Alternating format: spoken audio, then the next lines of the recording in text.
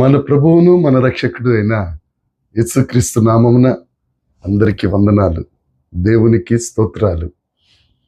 ఆశ్చర్యకరుడైన దేవుడు, అద్భుతకరుడైన దేవుడు, ఆలోచనకర్త అయిన ఆ దేవుడు మనలందరినీ ప్రేమించి మనకు అనుగ్రహించిన ఈ నూతన దినమును బట్టి సమస్త మహిమ ఘనత ప్రభావములు యేసయ్య ఒక్కరికే చెల్లునుగాక.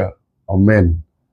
ఆ దేవాది దేవుడు ఈ నూతన దినములో మనకు అనుగ్రహించిన దేవుని యొక్క వాగ్దానము, కృపావార్త.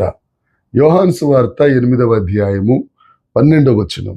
మరలా యేసు, నేను లోకమునకు వెలుగును, నన్ను వెంబడించువాడు చీకటిలో నడవక జీవపు వెలుగు కలిగి ఇండునని వారితో చెప్పెను.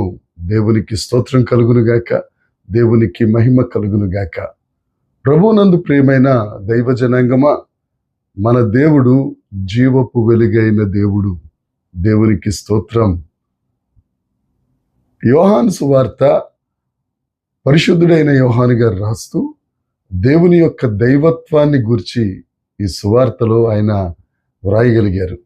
మనకున్న 4 సువార్తలలో మత్తయి సువార్త యేసుక్రీస్తు ప్రభువును రాజుగా, మార్కు సువార్త యేసుక్రీస్తు ప్రభువుని సేవకునిగా, లూకా సువార్త యేసుక్రీస్తు ప్రభువులోని ఆ మానవత్వాన్ని ఎత్తి చూపిస్తూ వ్రాస్తే, పరిశుద్ధుడైన యోహాను గారు దేవుని యొక్క దైవత్వాన్ని గూర్చి మనకు తెలియజేశారు.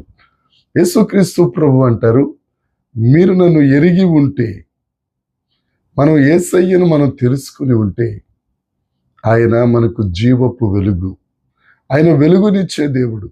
ఆయన మనం వెంబడించినట్లయితే ఆయన మనల్ని నడిపించే దేవుడు. ఒక వ్యక్తిని మనం ఎందుకు వెంబడిస్తామండి? ఆయన ముందుండి మనకు మార్గం చూపించి, ఆ మార్గము సుగమమే, ఆ మార్గం నీ జీవితాల్లో మంచిదే, ఈ మార్గంలో నడవండి అని మనకంటే ముందు నడుస్తూ ఆ మార్గం సరళం చేసేవాడిని కదా. అది యేసుక్రీస్తు ప్రభు ఒక్కరే. ఆయన అంటారు, మీరు నన్ను వెంబడిస్తే మీ జీవితాలలో జీవపు వెలుగు కలిగి ఉంటారు. చాలామంది రకరకాల వెలుగును చూస్తారు, కానీ నిత్య జీవపు వెలుగును ఎవరు చూడలేరు. గ్రీకు భాషలో జీవపు వెలుగు అని అంటే జీరో అని అర్థం. నిత్య జీవపు వెలుగు. చాలా వెలుగులు ఉంటాయి, కానీ నిత్య జీవాన్ని చూపించగలిగిన వెలుగు యేసుక్రీస్తు ప్రభు ఒక్కరే. ఆయనను మనం వెంబడించినట్లయితే ఆయన వెలుగు గనుక మనం కూడా వెలుగులో నడుస్తాం.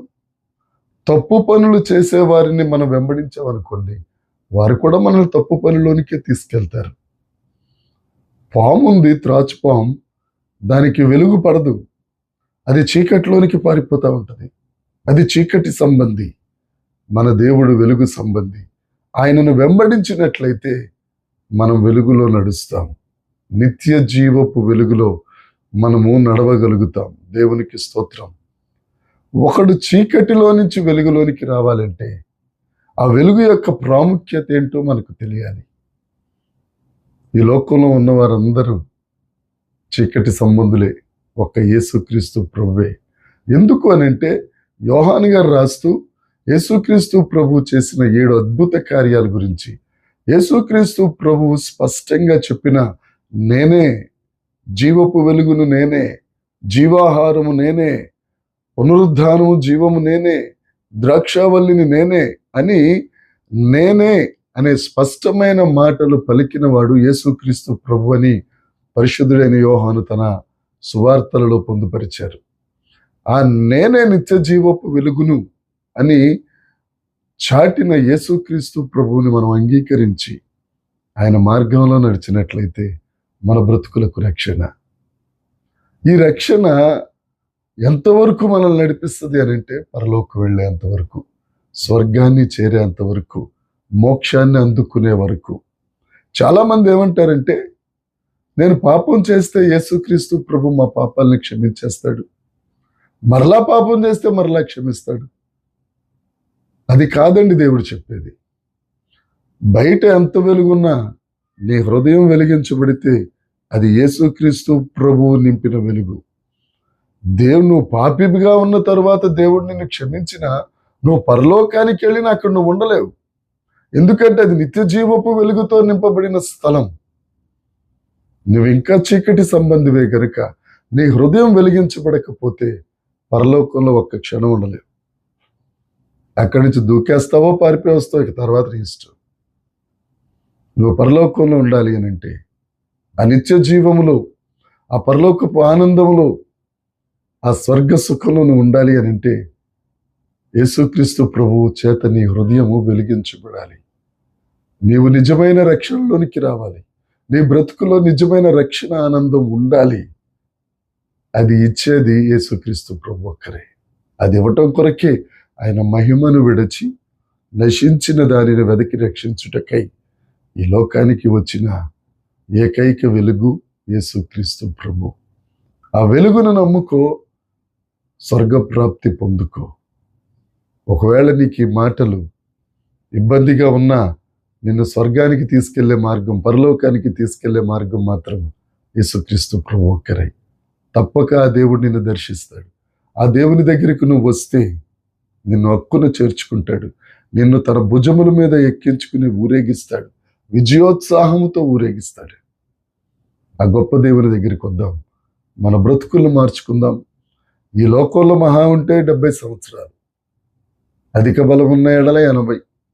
ఇక ఆ తరువాత, మరణం తరువాత జీవితం నువ్వు యేసయ్యతో ఉండాలి, వెలుగులో ఉండాలి అని అంటే నిశ్చయముగా యేసుక్రీస్తు ప్రభువుని నమ్ముకోవాల్సిందే. ప్రియ తమ్ముడు, ప్రియ చెల్లి, ప్రియ అన్న, ఈ యేసయ్య మాటలు నమ్ము. యేసయ్యను రక్షకునిగా అంగీకరించు. నీ బ్రతుకు ఆశీర్వదించబడునుగాక. ఆమేన్. ప్రార్థన చేసుకుందాం.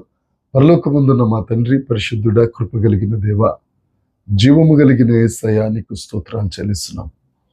దేవా, నీ రక్షణ కొరకై మీరు చెప్పిన ప్రతి మాటను బట్టి నీకు స్తోత్రాలు చెల్లిస్తున్నాం. ప్రభువా, కృప చూపించండి. ప్రతి ఒక్కరూ నీ నిత్య సంకల్పంలోనికి రాగలిగినట్లు నీ కృప అనుగ్రహించి మీరే మహిమ పొందమని యేసుక్రీస్తు నామమున ప్రార్థించి అడిగి వేడుకొనుచున్నాం తండ్రి.